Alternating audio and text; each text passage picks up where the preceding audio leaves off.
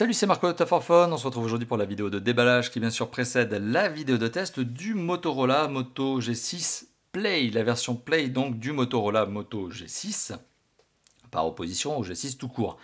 Le Motorola Moto G6 Play, c'est un mobile qui est commercialisé au prix maximum conseillé de 199 €. Donc 199 €, c'est son prix maximum conseillé. Vous pouvez bien sûr faire des bonnes affaires en utilisant notre comparateur de prix, dont je mettrai le lien en commentaire, en description, en annotation de cette vidéo, comme toujours. Donc n'hésitez pas à utiliser notre comparateur de prix pour trouver les bons plans, faire des bonnes affaires. Ce Motorola Moto G6 Play, c'est un très bon mobile proposé donc à moins de 200 €. Donc c'est un mobile entrée de gamme par son prix, mais qui possède d'intéressantes spécifications. On va détailler très rapidement ce qu'est ce téléphone avec les quelques specs qui sont indiqués au dos du mobile. On voit aussi quelques visuels supplémentaires pour vous indiquer qu'il y a 3 déclinaisons couleurs, argent, or et noir. Et c'est un mobile que je vous présenterai tout simplement en test, donc un test qui sera vraiment détaillé. Le téléphone possède donc une batterie de 4000 mAh avec fonction Turbo Power, donc notamment la recharge rapide. Ce téléphone est doté d'un écran de 5,7 pouces au format 18/9, donc le format plus grand que le 16/9, ce format 18/9, format rectangulaire 2:1. On est aussi sur une résolution qui est une résolution HD+, donc c'est plus que le 720p habituel puisqu'on a plus de pixels, le format est un peu plus grand. On a un capteur photo dorsal 13 mégapixels, un processeur 8 cœurs cadencé à 1,4 GHz qui est un Qualcomm Snapdragon sur lequel on reviendra lors du test, capteur d'empreinte digitale pour déverrouiller le téléphone et un emplacement micro SD pour ajouter de la mémoire, ce qui est assez logique. Le téléphone alors, est fourni dans une boîte qui ici pour le coup n'est pas neuve. Normalement, imaginez ici les scellés de protection qui, comme ils ont été enlevés, laissent d'ailleurs de la colle avec écrit Void, ça veut dire annulé. Donc voilà, donc on est bien sur une boîte qui n'est pas neuve malheureusement.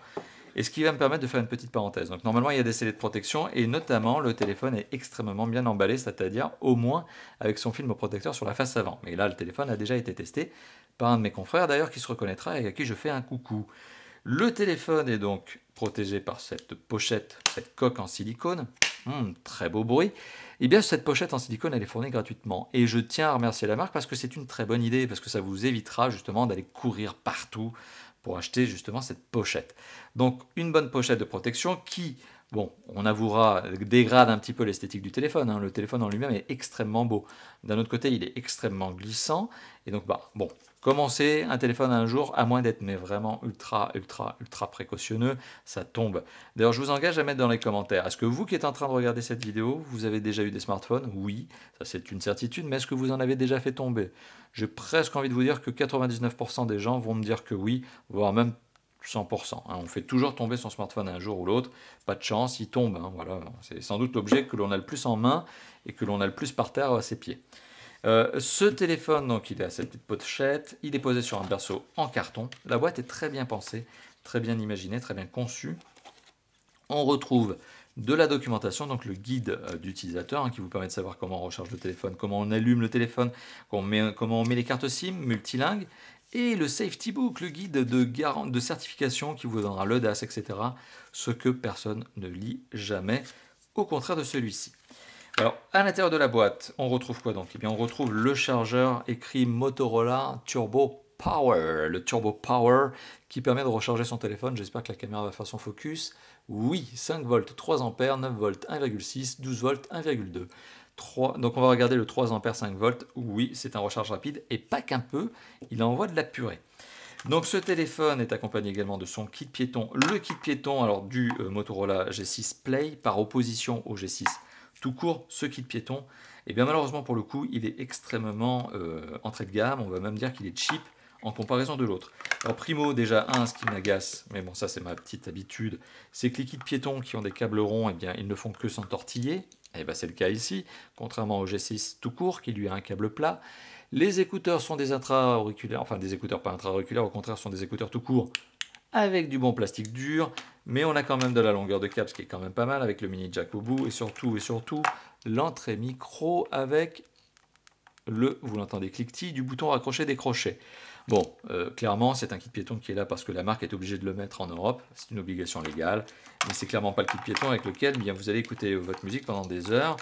Si vous voulez vraiment écouter correctement votre son avec le jack, en passant par le jack, eh bien, c'est pas ce genre de kit piéton qu'il vous faudra, il vous en faudra un quand même plus sympathique, comme c'est le cas dans la boîte du G6. Voilà.